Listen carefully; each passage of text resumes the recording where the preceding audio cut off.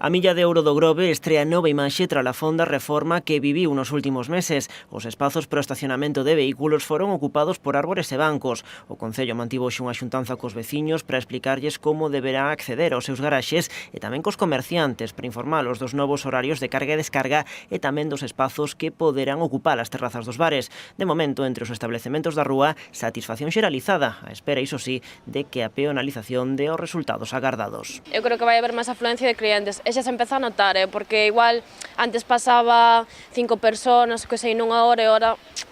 Eu penso que hai que incrementar as ventas, tamén que va a ser unha calle máis tranquila, máis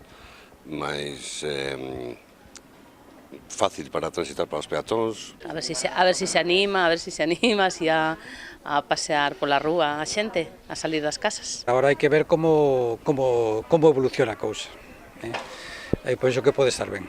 A reforma da Popular 14 tamén convence a maioría dos veciños. Dá gusto ver polas mañáns a zona toda esta, iso que ainda non está acabada de todo, pero moi ben, estamos, eu polo menos, encantada. Globalmente ben. En general, o aspecto é a comodidade de pasar por elas sin coches. A reforma está ben, está bonita.